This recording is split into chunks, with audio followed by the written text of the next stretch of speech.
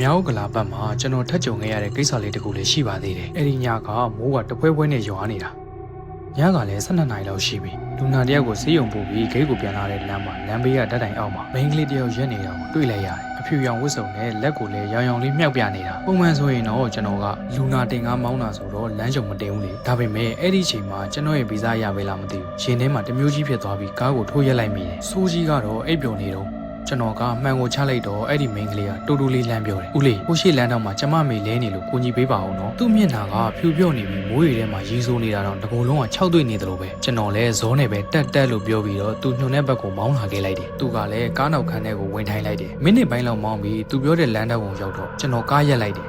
ရောက်ပြီသမီးဘယ်မှာလဲလို့လှည့်ပြီးမေးလိုက်တော့ကားနောက်ခန်းထဲမှာ तू မရှိတော့ဘူး။ तू ထိုင်ခဲ့တဲ့နေရာမှာလည်းရေတစ်စက်တောင်မကျန်ခဲ့ဘူး။ကျွန်တော်လည်းကြောထဲကိုစိတ်ကနေဖြစ်သွားပြီးဘေးကစိုးကြီးကိုနှိုးလိုက်တယ်။စိုးကြီးထားစမ်းငါတို့တခုခုတော့မားနေပြီလို့ပြောနေတော့မှာပဲကျွန်တော်ကားရှိမီးရောင်ထဲမှာတစုံတစ်ခုကိုတွေ့လိုက်ရတယ်။ကားလမ်းမှာပေးမှာအဖွားကိုတရားမှောက်ရက်လဲနေတာကျွန်တော်တို့လည်းအပြေးလွှားသွားထူလိုက်တော့အဖွားကအသက်တော်ရှိသေးတယ်။ဒါပေမဲ့သတိတော့မရတော့ဘူး။ကျွန်တော်တို့အဖွားကိုကားပေါ်အမြန်တင်ပြီးဆေးရုံကိုမောင်းခဲ့လိုက်တယ်။အဲ့ဒီအချိန်မှာပဲကားနောက်ခန်းကနေရှက်ကြီးတငင်ငင်နဲ့ငိုတန်တစ်ခုကိုအတိုင်းသားကြားလိုက်ရတယ်။စိုးကြီးကတော့ကြောက်လန့်တကြားနဲ့ဖျားစာတွေရွတ်နေတော့တာပေါ့။ကျွန်တော်ကတော့စိတ်ကိုတင်ထားပြီးသမီးစိတ်မပူနဲ့ဦးလေးအတက်နိုင်ဆုံးကိုညီပေးမယ်လို့နောက်ကြီးမှန်ကိုကြည့်ပြီးပြောလိုက်မိတယ်။ဆေးရုံရောက်တော့အဖွားအိုကိုအရေးပေါ်ဌာနကိုတွင်းလိုက်တဲ့အခါအဖွားအိုရဲ့အင်ကြီးတဲကနေဓာတ်ပုံလေးတစ်ပုံထွက်လာတယ်။ဓာတ်ပုံကိုကြည့်လိုက်မိတဲ့အချိန်မှာဓာတ်ပုံထဲမှာပါလာတဲ့မိန်းကလေးကခုနကလမ်းဘေးမှာကျွန်တော်ကိုလက်ပြပြီးကားတားခဲ့တဲ့မိန်းကလေးဖြစ်နေတာ။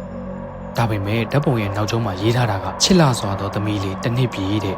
အဲ့ဒီဘွားကသူ့သမီးလေးတစ်နှစ်ပြည့်အတွက်အလှလုပ်ပြီးအပြန်လမ်းမှာမတော်တဆမူးလဲသွားတာတည်ဆုံးသွားတဲ့သူ့သမီးကသူ့အမေကိုကယ်ချင်တာကြောင့်ကျွန်တော်ကားကိုတားပြီးတော့ကိုကြီးတောင်းခဲ့တယ်လို့လည်းထင်ပါတယ်ဘွားတတိရလာတဲ့အခါမှာကျွန်တော်ကဘာမှမပြောပြလိုက်မိဘူးဒါပေမဲ့အဲ့ဒီနေ့ကစားပြီးတခုတော့ယုံကြည်သွားတာက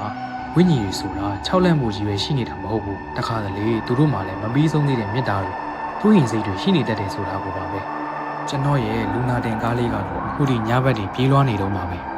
တခါတလေတယောက်ကလမ်းမှာလက်ပြရင်ကျွန်တော်ကားခဏရက်ပြီးကြည့်မိနေတတ်တယ်